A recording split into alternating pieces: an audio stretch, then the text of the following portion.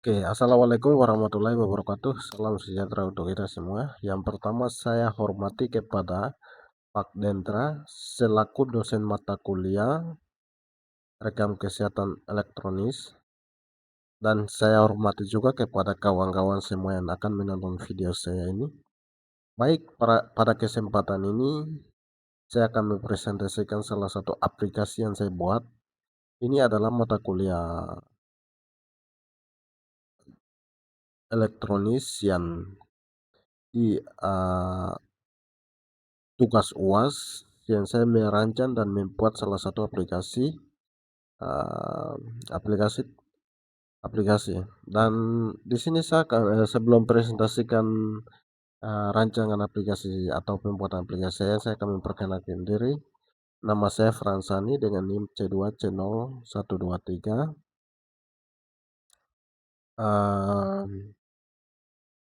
Kampus saya kelas D, kampus Universitas Muhammadiyah Semarang, Fakultas Teknik dan Ilmu Komputer, prodi S1 Informatika. Nah, pada kesempatan ini saya mengambil salah satu judul, yaitu rancang solusi RKR berbasis dashboard dan analitik prediktif untuk monitoring pasien kronis. Nah, jadi ini adalah proses pembuatan aplikasi di mana saya membuat aplikasi ini menggunakan VS Code, kemudian menggunakan Laravel 13. Jadi saya akan menjalankan ini. Ini adalah proses pembuatan. Di sini ada aplikasi, kemudian ada bootstrap, ada config, database. Kemudian dalam database itu ada migration, kemudian public, dan banyak sekali ya, banyak untuk penjelasan dan lain sebagainya itu terlalu banyak. Sehingga saya tidak akan lama-lama untuk menjelaskan codingan yang saya buat. Aplikasi ini bernama adalah RKE pasien kronis. Nah, oleh sebab itu tanpa lama-lama saya akan melangkah langsung ke hasil hasil untuk menjalankan hasil untuk menjalankan hasil untuk menjalankan langsung ini link codingan tadi ya. Nah, ini hasilnya seperti ini teman-teman, hasilnya seperti ini. Jadi ini yang bagian pertama adalah ada dashboard, eksekutif, dan analytics. Jadi sistem rekam medis elektronis pasien kronis ini adalah monitoring daripada penderita dan hipotesis dan diabetes melitus puskesmas dan rumah sakit. Nah, ini adalah dashboard utama yang dari aplikasi tersebut yang saya buat. Di sini ada registrasi pasien baru. Kemudian di sini ada total pasien aktif. Kemudian ada pasien kronis. Kemudian ada magir kontrol. Kemudian ada hasil lab abnormal atau kritis. Nah, kemudian di sini ada tren kunjungan pasien kronis selama 6 bulan terakhir. Kemudian di sini ada distribusi kategori penyakit. Distribusi kategori penyakit adalah hipertensi only, kemudian diabetes only 3, kemudian hipertensi dan diabetes 3.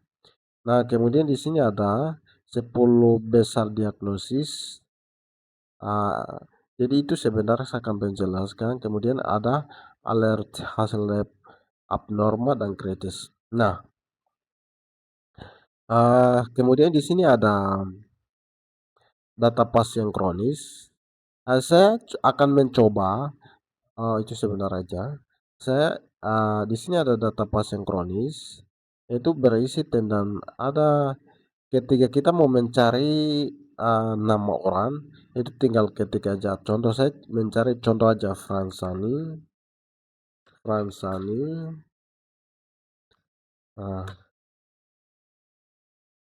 Fransani, sabar ya. Mungkin namanya belum terdaftar, jadi saya akan tulis Ferisani, coba. Ferisani. Oh, coba.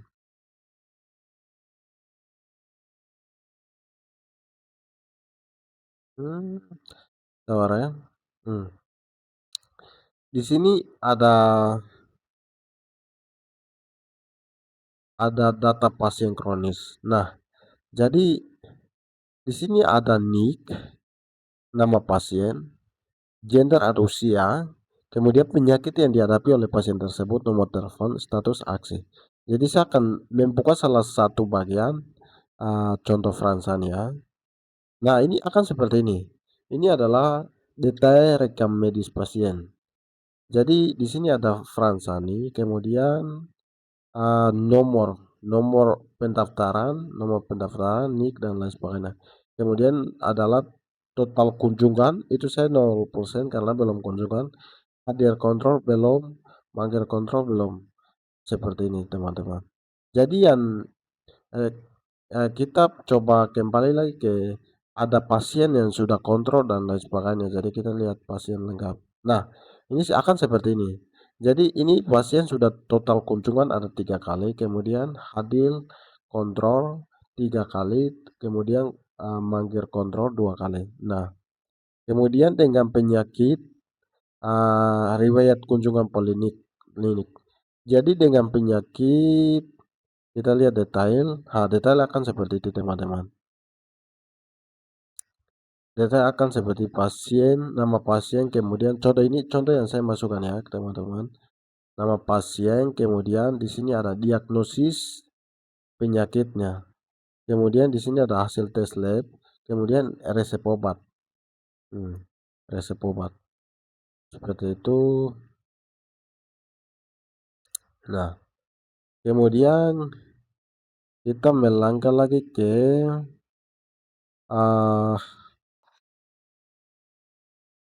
kunjungan. Kunjungan ini sudah, kemudian diagnosis. Di sini ada diagnosis yang saya buat. Itu adalah perekaman diagnosis. Ini seperti ini teman-teman.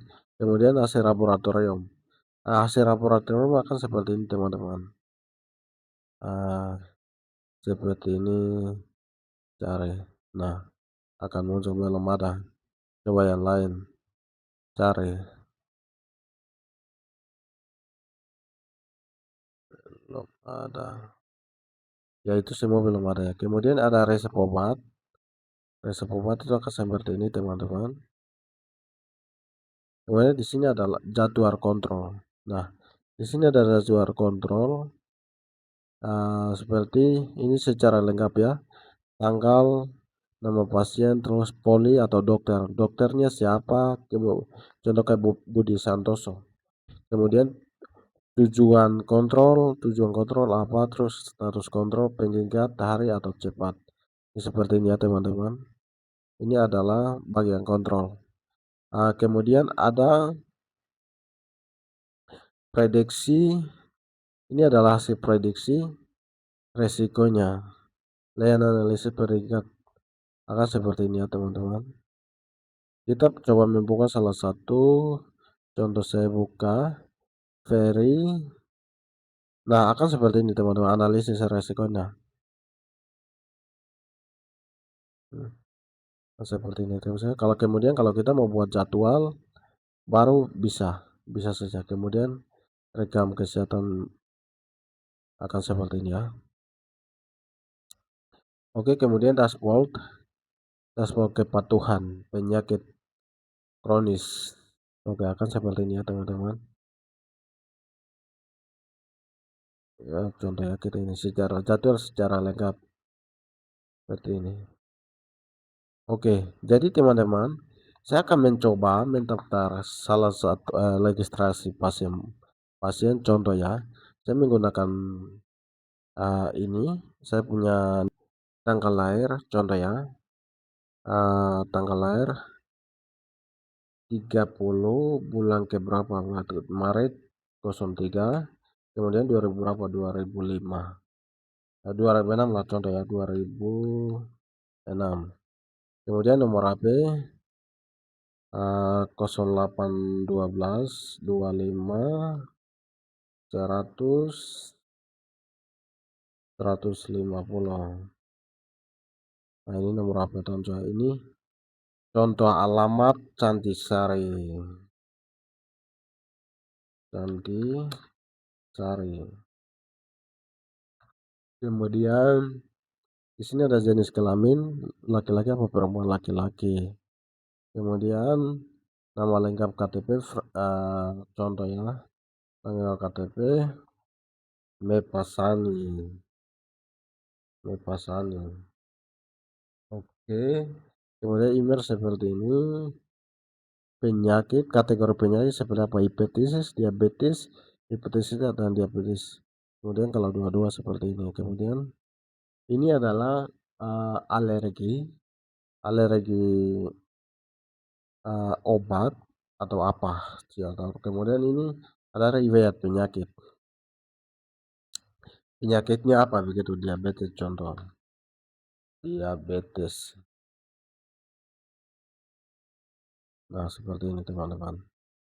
Kemudian kita akan save ya. Save. Oh, ini karena nicknya sudah ada, jadi cari nick yang lain. Jadi kalau nicknya sudah ada berarti dia akan tanda merah ya dan tidak bisa diupload. Kemudian kita menggunakan nick yang lain, coba 5, belakang 5. Nah, sekarang save. Sekarang save. Simpan data pasien. Nah, akan seperti ini teman-teman. Jadi ini sudah berhasil, pasien berhasil ditambahkan.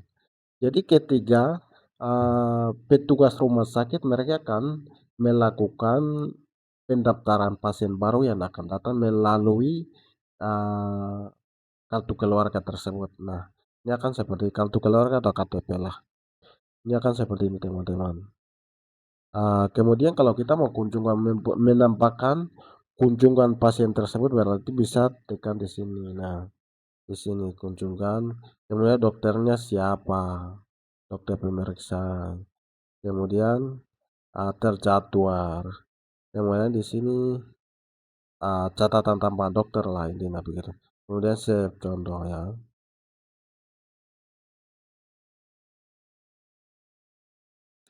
Nah, ini bisa save cuman karena tertutup dari video tidak bisa digerakkan. Jadi saya biarkan saja teman-teman. Nah, jadi akan seperti ini. Jadi akan seperti ini. Nah, ini aplikasi yang saya buat itu seperti itu teman-teman. Seperti ini. Kemudian